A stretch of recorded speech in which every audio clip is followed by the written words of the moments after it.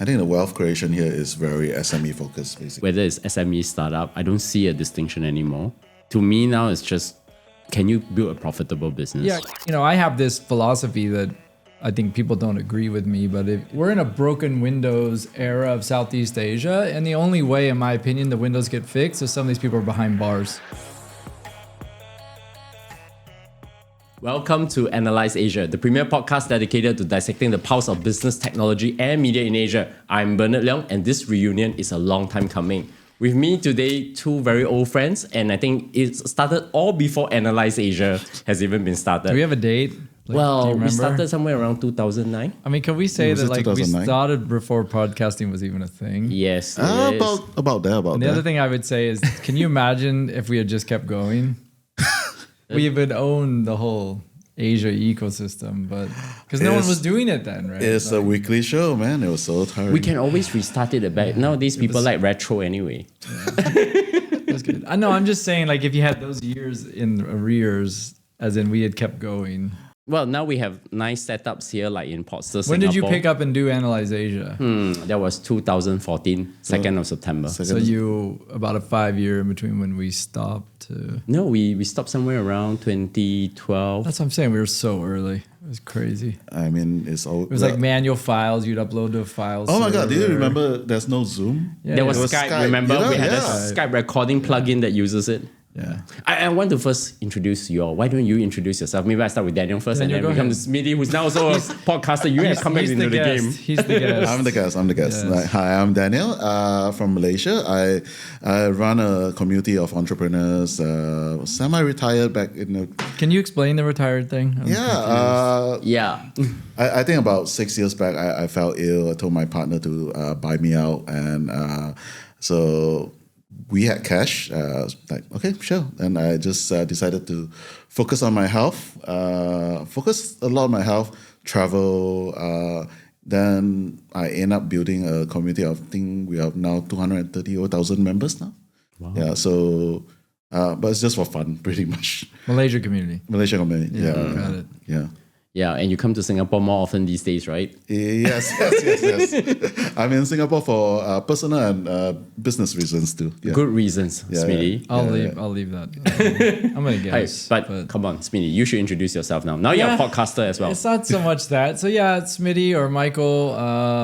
We're here in Podster, which I'm involved in. So I think this has been pretty amazing for the Singapore ecosystem in general. Yes. Like, not just for podcasting, but just it's a lovely place, creators and the community events and stuff. So yeah, it's cool. So I work at Oracle. I should disclose that so I don't get in trouble. And then, yes, I'm trying to podcast. I've been at it about a year, me and Raz. It's hard. You know it. Yes, I know it. It's been harder than I thought, actually. It's called the Generalist, right? The Generalist. Yes. You'll put it in the show notes. But it's fun. We're learning and we do it all ourselves. And yeah, I'm going to keep at it and keep kind of evolving. 14 years later. Yeah. I do wish I had just kept going with you guys or myself or something. But, you know, Maybe hindsight's 2020, right? So maybe nowadays people like retro. Maybe we can get this maybe we Asia have back. do this monthly or something. If Daniel's in town more often for some reason, maybe that's something we can do. So Well, you want to step into talking about some of the topics. I think the good news for us is that we have seen the entire yeah, should we ASEAN say that's kind of what we used to? Because this is different than your show, right? Yes, so we should correct. kind of Yes, disclose what we used to do. I think it predated Google Docs too. I can't remember. No, we were using Google Docs Were we? then. Gosh. Yeah. I think it was just the Google Sheet. not Google's even- yeah. Google's that old, huh? Yes. Yeah. They are with us all the while. Yeah. But we used to just, like we did this week, put a bunch of topical items in the sheet. And we're not copying All In, by the way, because we were around before All In. And we just chat about it, right? And kind of take contrarian views and enjoy ourselves for an hour and then somehow figure out how to edit it and upload it and all that crap. That Yeah, had and to we do have back five then. guys, remember? Yeah. There was also Mike Fong and Yes. John, who unfortunately couldn't join us for today. Yeah. But, because we just last minute Where are pulled they? this off. Where are these people these days? John is doing a lot of whiskey stuff actually. Oh, okay. Yeah. He's an alcoholic. He's in the whiskey ecosystem basically. Okay, got it. He's going to start a podcast on whiskey too. I think they do, but I'm not too sure. But we also used to have like the folks from the various tech sites all around the region, basically. Yeah, we used to invite people. like Rama, like John Russell. Yes. Yes.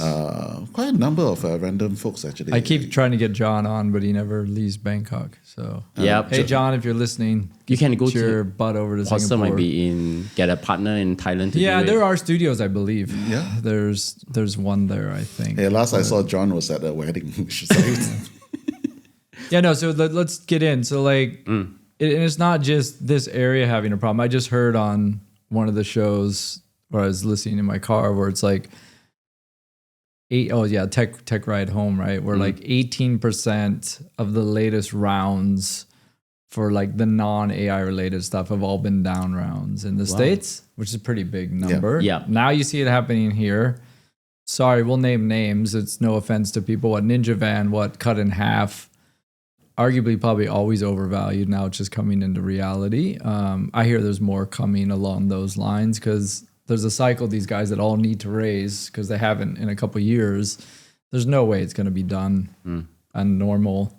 And a couple of frauds as well. The Zilingo. I'd say more than a couple, Alleged fraud, E-Fishery, Oh, real fraud. Yeah, that's a lot. That's a lot of. And I don't think it's just Indonesia, right? But it's probably worse there. But I mean, there's one in Philippines, right? The first unicorn was pre-formatted revolution as well. It was broke. All the stories were broke by District Asia and a couple of the other outlets I as have well. a story of meeting that guy.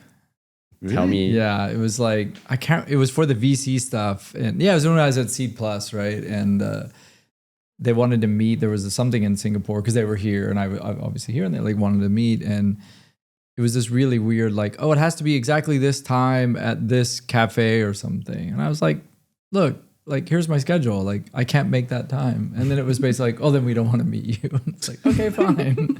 Glad it went well.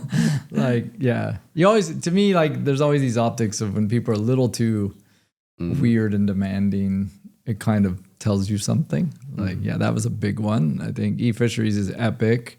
Now you have Tani Hub, which is finally what actually grabbed one of the VCs.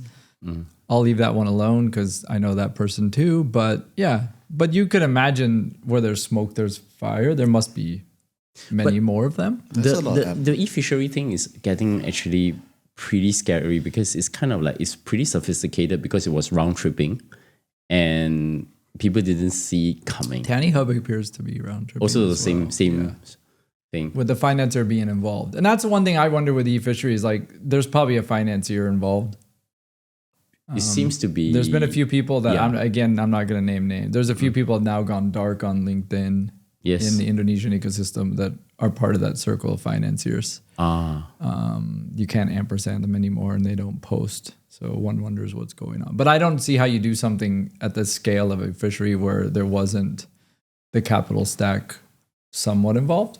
As a guess, definitely involved in Tani Hub, right? But yeah, where else is this stuff, right? But like, it's kind of surprised to me that Bloomberg painted such a sympathetic picture to the founder of E-Fishery. Comically bad. Yeah. I was very, very surprised. Usually, if this would be in the US, the guy would have been skewered to death by now. I'm doing this to help people. No, but I guess that's always the optics about this region. It's like there's so much growth, there's so much potential, and you don't want to like poison the well. I don't know. It's but there's supposed to be.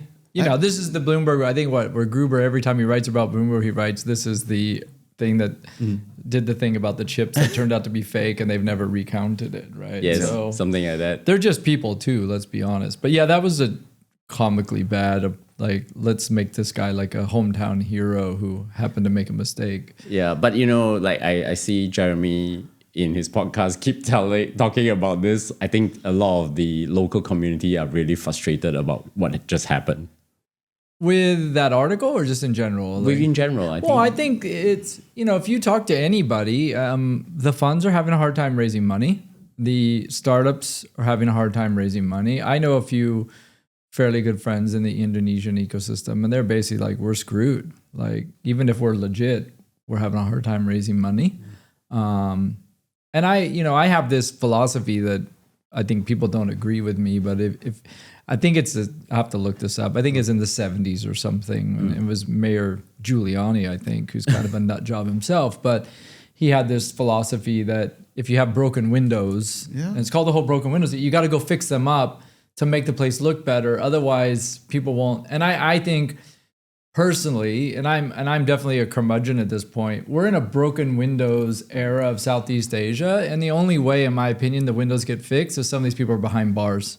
Yeah. And until some of the countries go all the way and there's people doing time, I suspect there's not a good bounce back from that, because we've basically been painted into this. It's not a very trustworthy. Now we can all say, oh, if you have a Singapore top code, okay, fine. But generally speaking, we're all being painted with a fairly wide brush that's making it hard for funds. It's definitely going to impact the exit market. And I think, the returns have not been great anyway. Yeah, so the then DPIs were very bad, right? Is there any? Well, there is. I think if I'm not wrong, one of the VC firms who's behind Grab and yeah, I think, look, there Space are Mob. That's for tax basically. there are returns. Yeah, they have returns. They return capital and hit but some is DPI. the region in an aggregate returns? No, I think the it's region is very negative. bad. Yeah.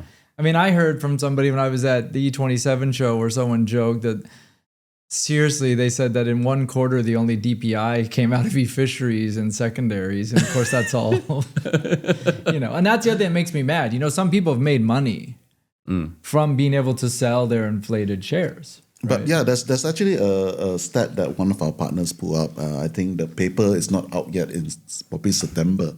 A lot of the exits where people make money is like during the seed to Series A. Yeah. Basically, You're that's selling that's right. secondaries. Yeah.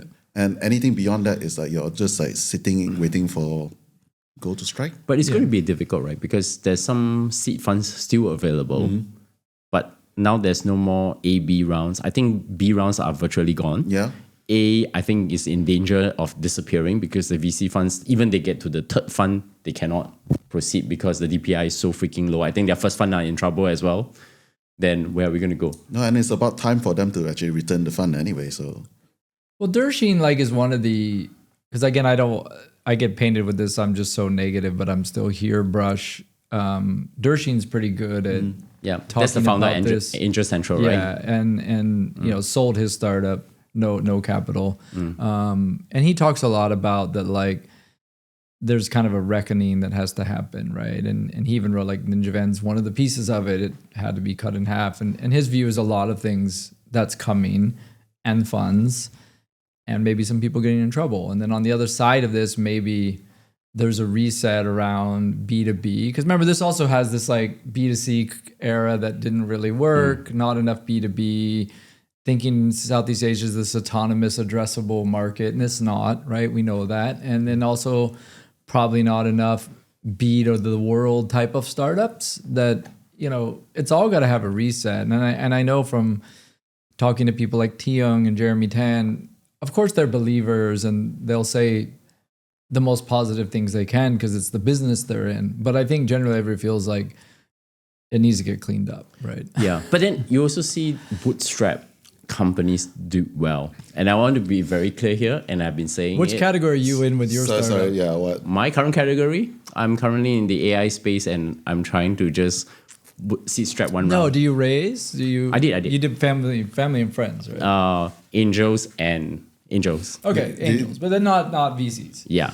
Yeah. No, there is a VC involved. So as an angel or as a VC? As an angel, I think. Okay, Or still well, angels. VC, yeah, Angels. there's a part of it. Yeah. Yeah. No, I think there's a big move towards that, and I'm encouraged by it. I think they won't create the size of companies though that are venture backed for the ones that can do well, but maybe that's okay. Maybe that's It's the new reality of it, basically. But I had Mohan on the show and he was talking about that you don't need that kind of $1 billion outcomes. If you can get to say somewhere between 50 to 100 million exit ramp, it's still possible, even if it's a dividend, even if it's to return by maybe 18 to 20x.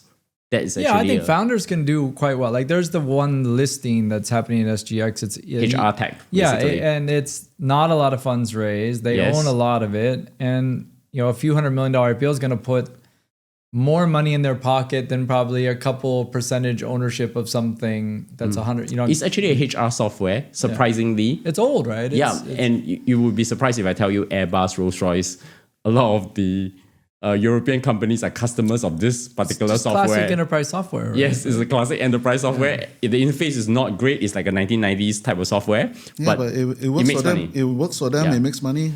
That's all you need. But I think what you're describing though, what people need to realize is this is not gonna look like Silicon Valley or India or maybe London or something from a European market. Like Southeast Asia is gonna be smaller.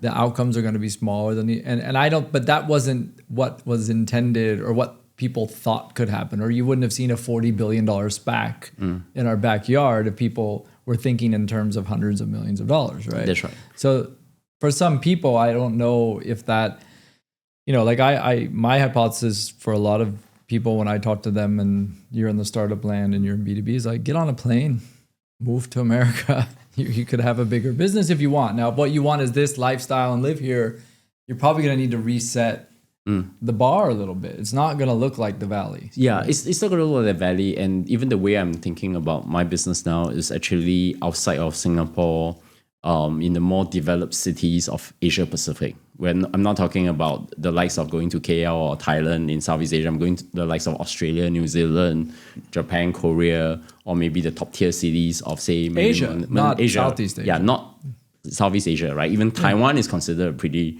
reasonable market sometimes for that. So it's changed a lot in terms of perception wise. But I also did want to point out something. Malaysia has the most interesting crypto companies. And you have pretty good successful ones. You have CoinGecko, you have Etherscan, we have the one Virtuals, which I happily advised. No, Malaysia's always weird with crypto. It's not something that Jupiter is there. Yeah, Jupiter is there as well. Sorry, Siong. Solana. There's a whole series of them, and they're all very clustered out together. I think the triumvirate of the CoinGeckos and Jupiter and also Etherscan tend to seem to fund a lot of them, and I think there's a good network and ecosystem over there. Yeah, and then they funded some of the breakout companies in Singapore like Nansen AI, which was funded by Andressen Horowitz. So what are we talking about? We do have some good companies running around. Oh no, that's what I'm trying to say. There's not like there's none, but what I'm saying, the general, where there's a suspicion that there's a lot of them, and that it's going to be able to support as many funds as we see. That's kind of what I'm calling. You're correct. Remember that started to happen, right? Yeah. You have what's the one in Indonesia just sold out? The PE firm. Trying to remember. Blanking on this, man.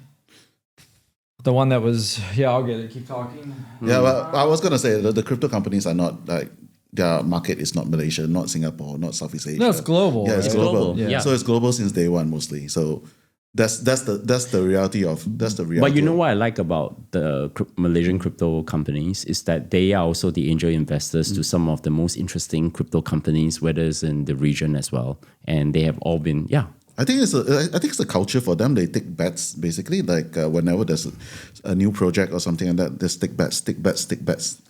And that seems to be something that it keeps snowballing in terms of what they're doing. Right. It's a bit strange because I deal with some of them when I was investing in crypto, and it's like North Star. Oh, yeah, North Star bowed out, right? So it's like when I was dealing with the crypto investors from Malaysia, and because we're looking at some of the seed deals like HQ.SYZ recently got acquired by Gnosis as well. Even though I don't know them, but because Sharon who I funded happens to know them, it's like it seems to be like once there's a very interesting crypto company within the region, they are definitely there. Within there. So I think crypto-wise is probably the only one. But I think that's one where survive. some of these people target particular countries because of the regulations and the way they launch. But I think a lot of them just build a product and anybody can use it. And I think that's one of the things that allows them to have a market. But if you look at most products, even you can't just open it to the world. Now maybe you can get there. So I think that's one of the problems that most of the playbook in Southeast Asia was I'm going to open in Thailand, I'm going to open in Vietnam. No, but that's the thing. They're always looking at we're looking in different cities. We're looking at we have a country manager here and a I don't think that structure actually works in this part. Basically, if you go on the scale, it's tough, right? It's tough. Yeah. But what's the road ahead going to be, right? The DPI is down. So you're going to see more bootstrap business. You're going to see less VC business, but maybe better PE funded business. I'm a big believer of the solo unicorn. So Oh, is solo unicorn? Not yet. not yet.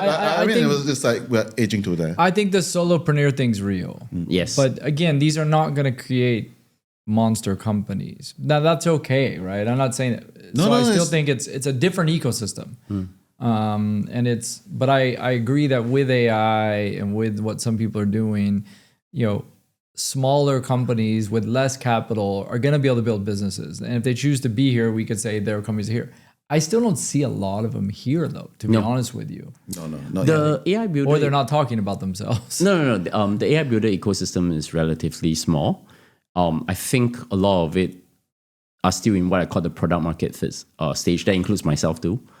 I think Your at this product market stage, stage? Okay. well, I have customers who want the product, but what the point what I'm saying is before I could even think about scaling, I think a lot of the effort now is trying to make the AI work. But of course, every 6 months now, I seems to be getting an upgrade in AI, right? So I find that they tend to be more focused on getting revenues.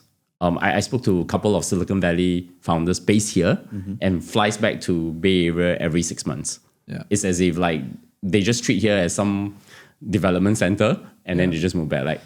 Yeah, and I think the only contrary to a lot of this is fintech, insurtech, things like that seem to be doing better than most. That's true. Right. You have Aspire, probably. Bolt-on Tech. There's Koala in Indonesia. Yes. There's plenty of, that have raised decently, still raise, have good.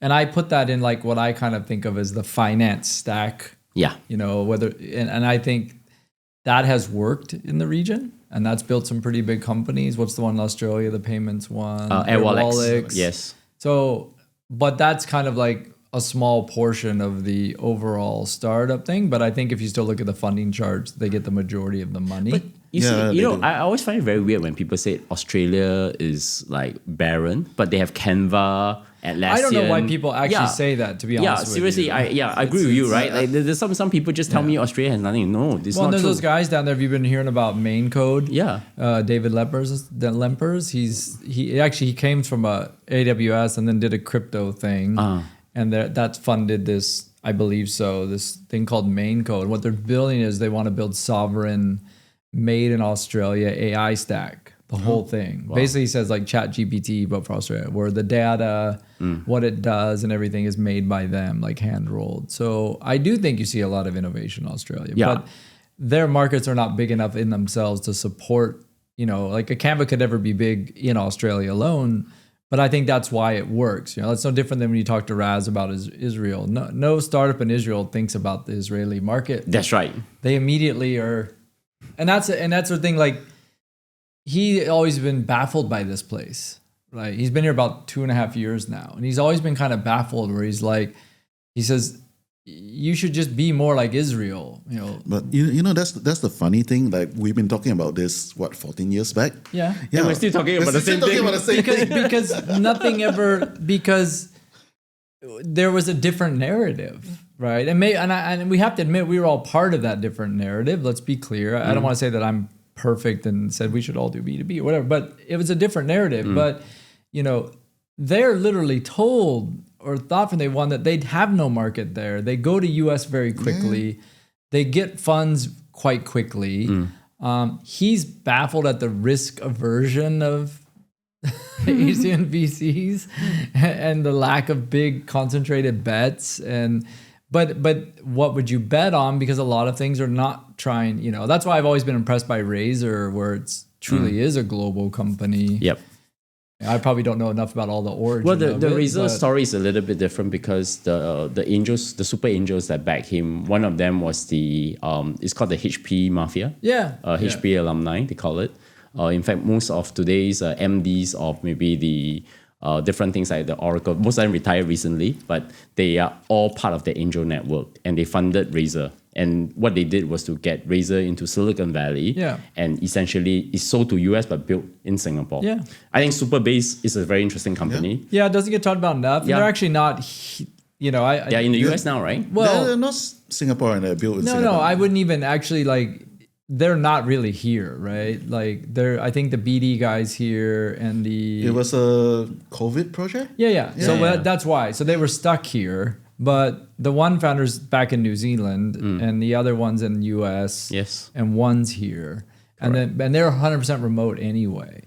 I don't even know if they're actually a Singapore topco anymore. I'd have to ask. I believe they're a US topco. So now they have become a US top I co. believe they maybe always were. They were just stuck here. I can double check on this, but yes, great example. But you know what it's a great example of? There's no Singapore capital in that company until peak later. I differ because I Okay. know one of the angels who's involved in the deal angels. in Singapore. Yeah, not Angels doesn't work. not VC fund, correct. Angels doesn't You're right, work. you're right. Yeah, correct. The angel thing means nothing to me because you could get an angel check from California and I could invest in a. That's True. not what I'm talking about. I'm talking about the Singapore capital stack is not in Supabase. Only Peak, I believe, is in one of the later rounds. It's like Cow2 and, so it's not a good So why did they proof miss point out? Who missed out? I suspect they didn't even bother. It's like Lotify also. Basically, Lotify became big, but Lotify, none of the Malaysian investors are in. Basically, In what thing? yeah. In what? Lotify is this what they do. They do. Oh, I really do not know how to describe Lotify every time, but they are big with like front end designers. But how much have they raised? Netlify. How much have they raised? I And cannot it's recall. Yeah. I'm just saying that like Supabase is this. It's not really a Singapore story, right? correct. Some of the people are here. Some of their senior execs are here. The rest are 100% remote, and it's not even a Singapore capital story, which kind of shows you the problem. If you ask me, I'm guessing people look and say, "Oh, databases, infrastructure." Run for the hills. You have the same thing with is it Hasera, that object where it like tried to raise here, and I think they raised all from India. I have an anecdote that I want to tell you that is actually very illustrative of Singapore tech companies in Singapore not getting local traction. So you probably now see this thing called Lions Board in Changi Airport. So one day the guy who runs the Changi Airport was in Norway. They actually originally the company was based here. The three founders, one of them was a tech guy. The two founders is in the cleaning business, and they created this board. And then Singapore didn't want it. Then one day the VP went to the Nordic airports and suddenly see these robots, and he asked them, like, where do you get these robots from? From China? He said, no, it's from your home country. And Same then they were like, what? Yeah. This is the kind of thing I always see it happen. No, but yeah, it is. I mean, there's a Cantonese saying which I'm going to paraphrase. Like basically, you soak the salt water, come back. Yes, basically. correct. Yeah. And the thing is, like, we only appreciate things that are from other places. Yeah, other places. Yeah, I was like, the founder told me this story. I was like, yeah, that was how we became big. I was like, because all the European airports started using it, somebody from Changi saw it, and then oops. But I think the problem too is, and I'll be careful here, the world is heading towards that. In some sense, if you take Supabase, they have no office, I believe. Right? Yeah. And they're remote. Let's pretend it's a Singapore topco and riddle me this and that. There's no benefit to Singapore other than the topco thing. My future vision of the world, this is going to be a problem for Singapore because it's not going to be that the employees are here. It's not going to be that they're going to get much money from the operations of it, but the financial machineries here and everything like that. But if you look at all the stuff they want that you have bodies here, that you employ people, all the incentives are for that. And that's in a world of where we're headed, it's a problem, right, for Singapore, because there's no incentive for the Supabases of the world to make everything here. Yeah, even that regional HQ thing is not going to work out now. You can see most of the tech companies are moving out to the regions. Yeah. But that's like, you want to talk about why? Cost of living. Yes. Definitely. Exactly. It's not because they don't want it to be. They're basically saying, my people can't afford the type of lifestyle that when we used to pay them, they could have, or that it's actually cost savings for them. And they're shipping them to Bangkok and Malaysia and other people. I mean, that's also not great, right? Our good friend moved to Johor, by the way, right? Yes, I know. So it's like she's should not reveal her name, but she basically was just like, oh, when she needs to be in Singapore, she comes to But Singapore. there's a lot of people doing that. Yeah. Actually, to be tons. quite honest, you know, like the best health check I got was actually from Johor, which I got it at 1/3 of the price in the best hospital in Singapore. Yeah. That's good enough for me, but it's good enough. You know what? Every friend of mine who's expats are asking me, do you have the contact number? I'll just say, here's the number of the person in charge. Just call. They even arrange a vehicle for you to go there and have your full body checked out with MRI, blood test, everything.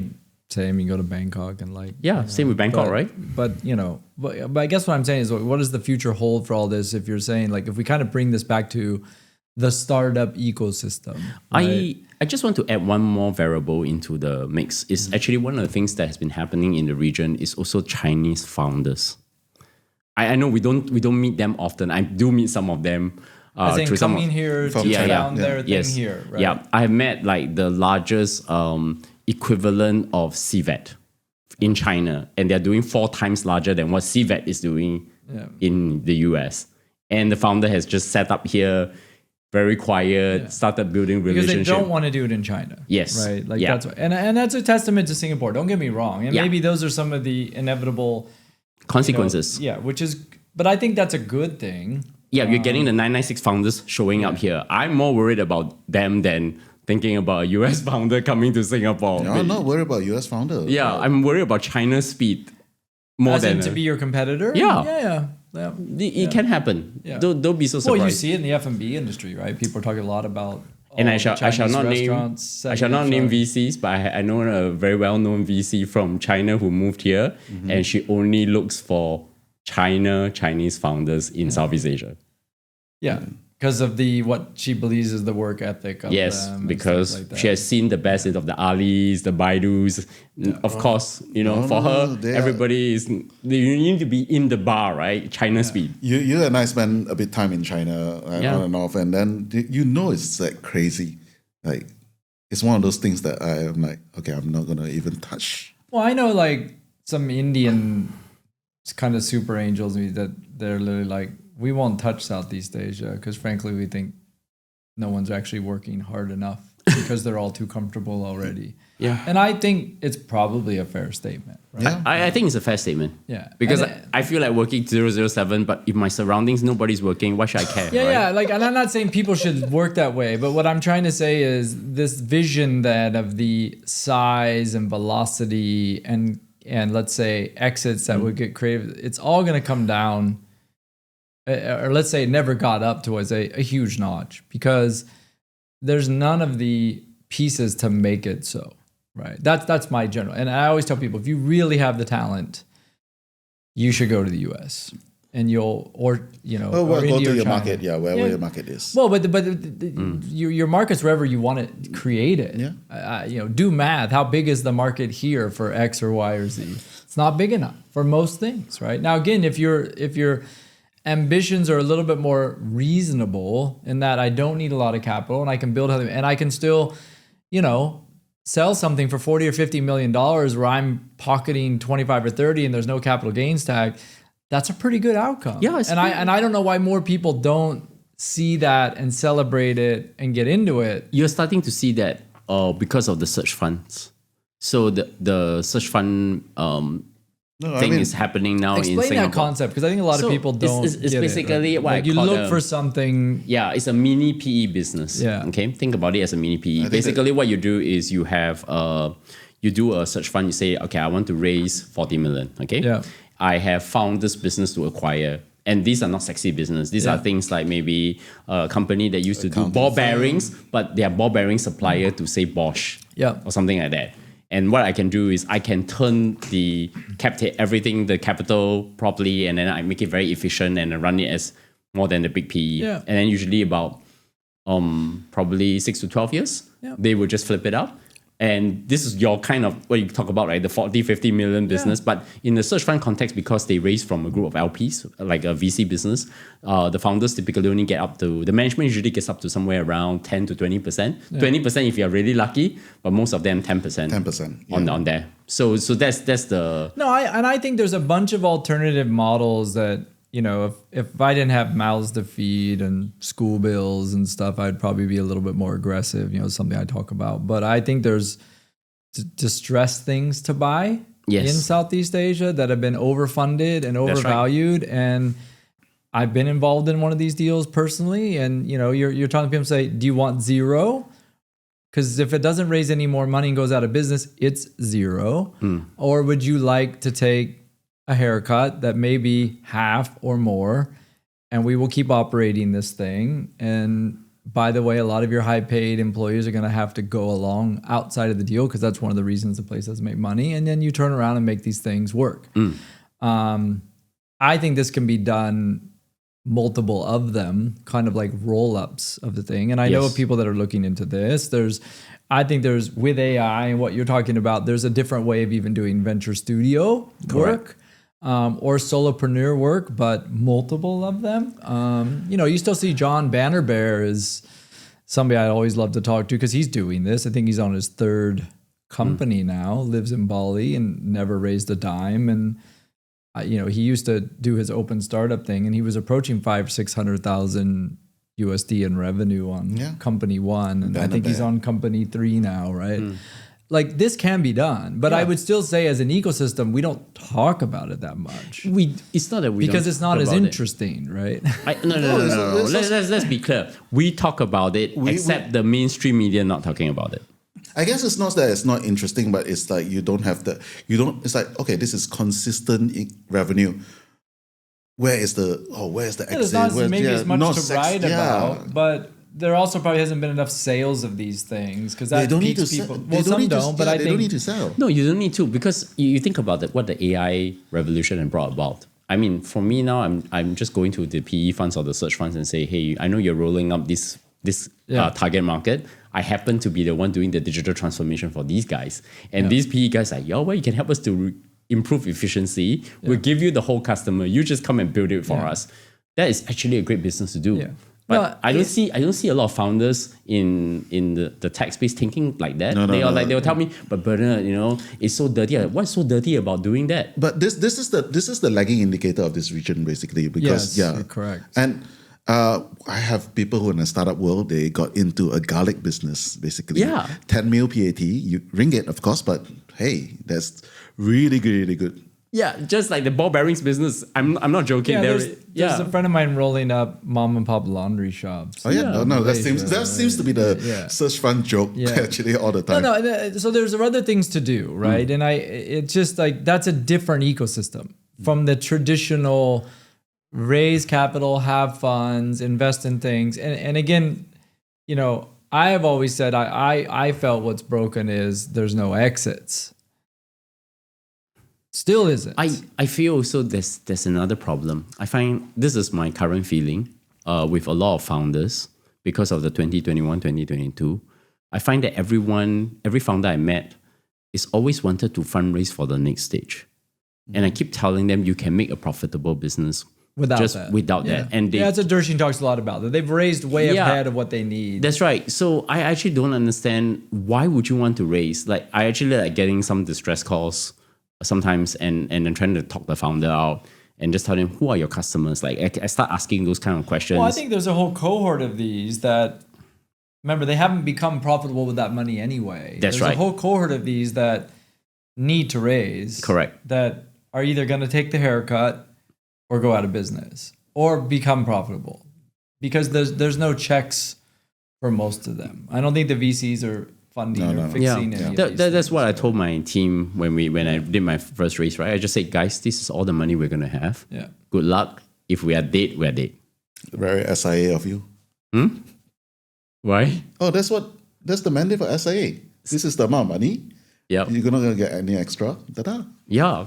But my team works harder than that. And then just say, okay, we are going to try to get ourselves revenue positive first to break even, then think about profitability. But at least there is a kind of mindset being put from the day one to say, we're not going to get anything more than this. Yeah. So you're biased towards search funds? Because you're involved in them or what? I'm semi-involved in them. Yeah, so, he knows one of the search fund guys I'm working with. Explain the bias, just so... Oh, so basically started off, I think last year, basically a whole bunch of people have been asking me about buying selling business. So we end up setting a brokerage outfit. And from the brokerage outfit, we're like, okay, let's build some deals around that. It's like, oh my God, this business are really profitable. I think one of the key things that I'm really looking towards is basically there is an aging population of some of the operators.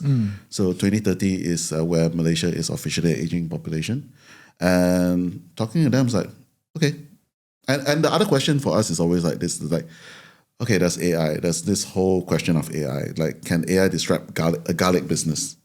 And do we still need garlic with AI? Yeah.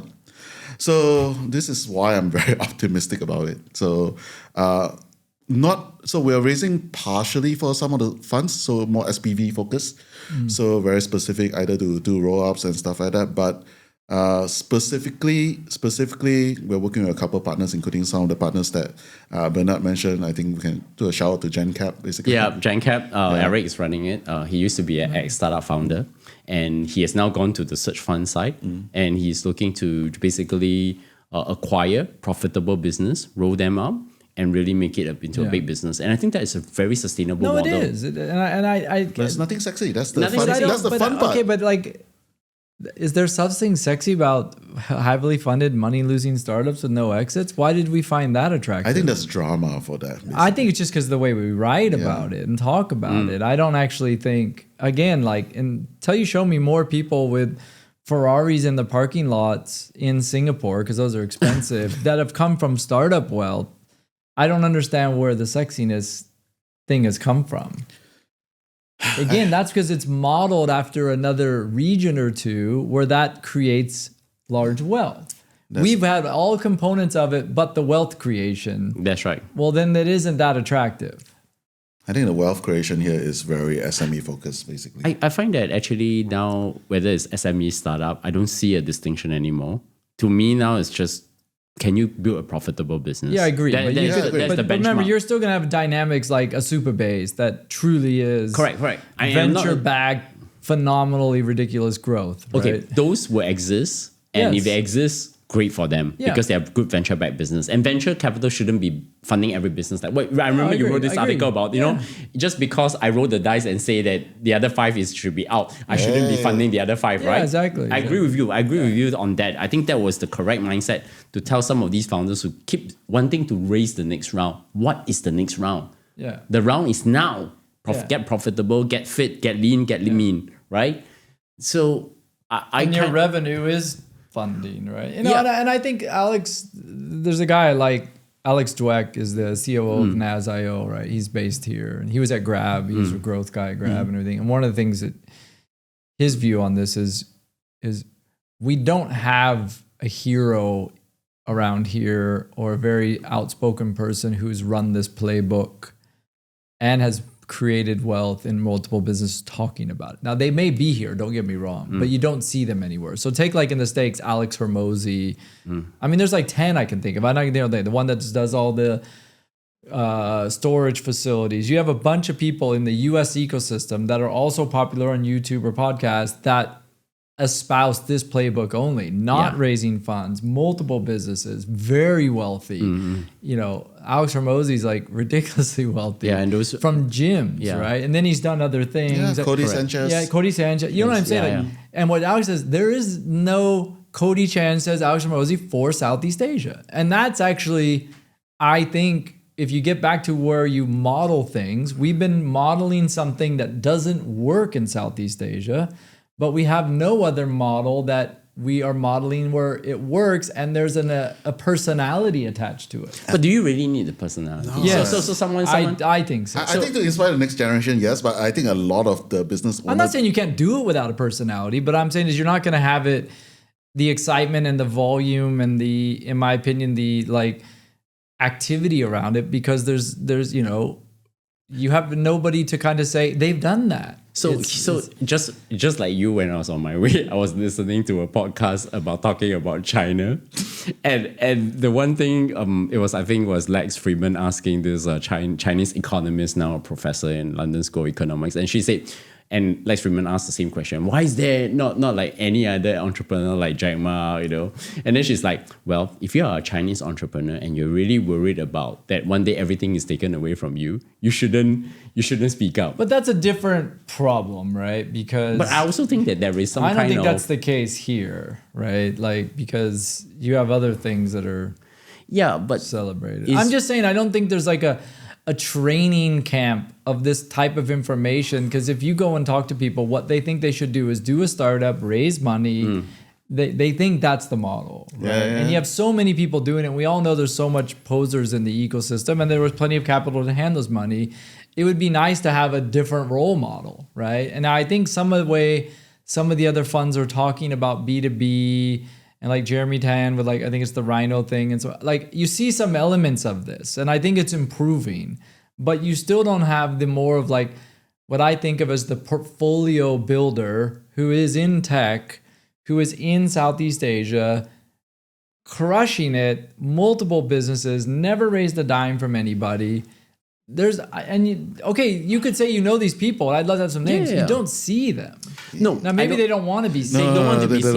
They don't want to be seen. I'm pretty sure because hanging out with family officers. And then you get the ones that you and I both know. You get these ones that talk about this on LinkedIn, have lots of videos. Again, I'm not going to name names that they don't have the business behind. That's right. The philosophy. But that's what I like about a Cody Sanchez and Alex. Like they're legit.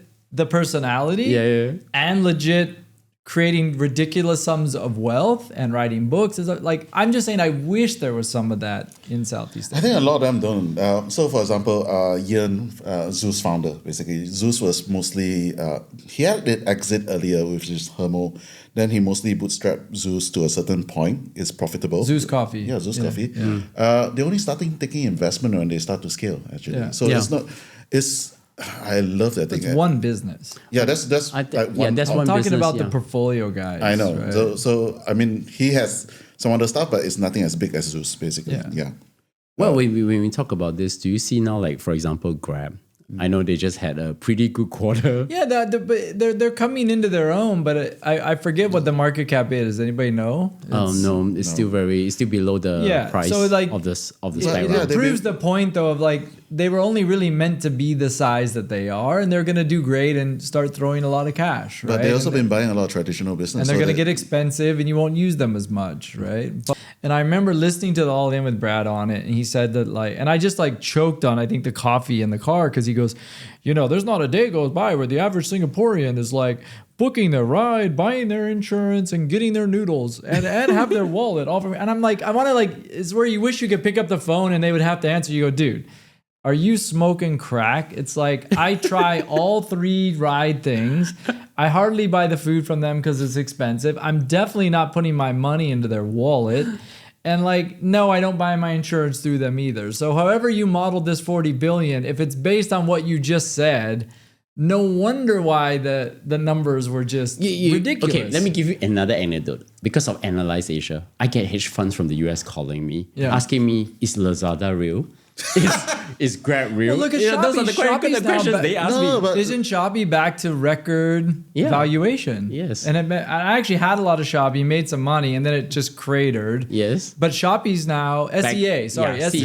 C Group. Yeah, they did a good job. No, but they're back to record valuation, I think. But Chinese founders remember the 996 mentality. I get it, but they're here though. Yeah, they're here. So it's like, that's what I'm saying, right? Maybe we need those mainstream Chinese But you founders. literally have just a handful of these things, right? Like a very small number of these type of things that have hit this kind of success. Well, half the ByteDance C-suite team is living here, right? Yeah. In Sentosa. I know, but it's still a handful, basically. True. Not enough critical mass. Yeah. No, so I'm just saying, like, it's a different ecosystem than I think a lot of people, if you go back 10 years, what everybody thought it would become. And again, it's just a thought anyway. It's looking much different than that. I'm not saying it's good or bad or indifferent. I'm just saying it's looking much different. Maybe I have a question. Yeah. I have a question. Yeah, so basically, 10 years ago, 14 years ago, basically, is this unrealized potential, or is a potential we can never meant to hit? Oh, that's a very good question. I think it was modeled incorrectly, and then it was never going to get hit. Especially with the fact that no one thought about the fact there was no good exit market, and that.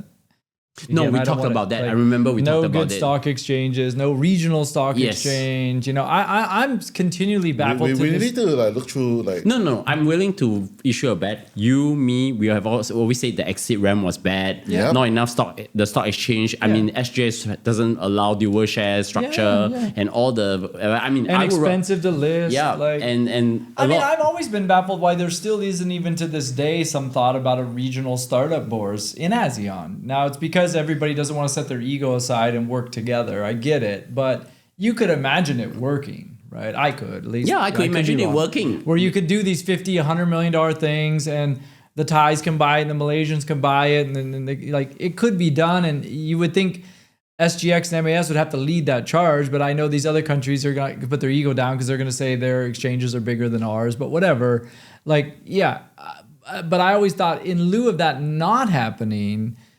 And the other problems, it was never going to do these things. And then only a few of them would reach that, what I call like escape velocity, to be able to list in the US. But we literally only have a couple examples of these. You remember just now you asked me, you were saying that nobody ever talks about conglomerate. I actually have an example. You probably went to Tiong Bahru Bakery. Yeah. I know the owner. He actually have multiple businesses. Yeah. Now he has a hydroponics farm. I met him and he's there's definitely a few great guy, right? Yeah. And even like when I hear the way he talks about like the exit RAM, he's thinking about, thinking about not listing in Singapore. Yeah. So I think that is actually a very good signal. Where he's like totally a Singaporean. Yeah, totally Singaporean business, but like, why should I be listing here? Yeah.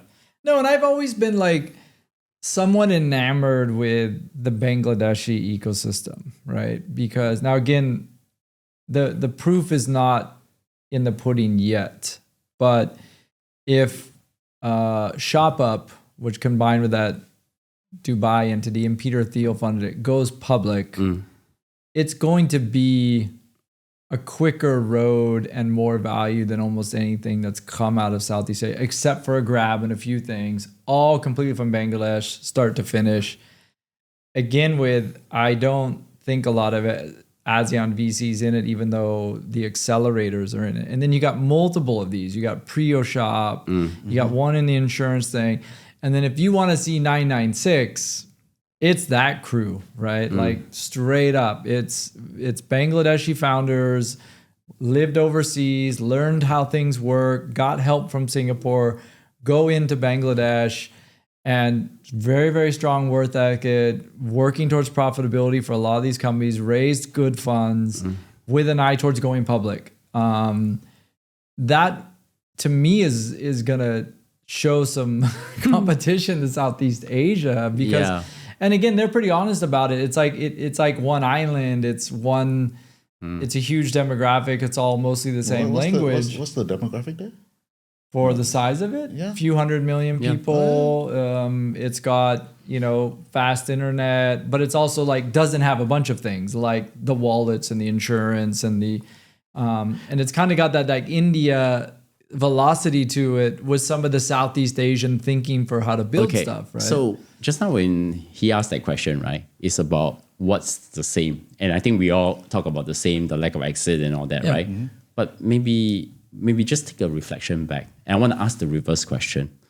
What is different now?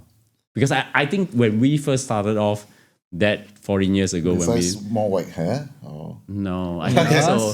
Or just the ecosystem. Yeah, the ecosystem. Yeah, the ecosystem. Well, I think if you're asking me, because this is important to me, because I've gotten in some heavy stuff on the show with my stuff, and we're going to be out of time soon. I definitely don't want to end on a negative note because that's not good. That's what I'm trying to say. So, and I get it. So if I'm thinking from that, I think there's been somewhat of a reset. I think it's probably going to get even a little bit harder before it gets better. You have startups that have, I think I was talking to the Prefer guy, 9 months to raise funds or something. And but you also see coming out of it, some more interesting founders that are building more of a personality for themselves, looking to use the way podcasts work better, being more careful about cash, talking more about profitability, being very razor sharp about their GTM and markets. I feel like that's creating a vibe shift of shorts, right? Of sorts that's coming. And where it ends, I don't know. And I think now you have VCs that are talking this way, that are focused on B2B. Obviously, the AI thing is real. We all know that, even if other people think it's not. I think it we'll see better days, right? But I still think there's some structural issues to keep working on for the exit thing. And that's starting to happen with the new, administration and some of the work they're doing with Temasek and SGX that to me, those are green shoots.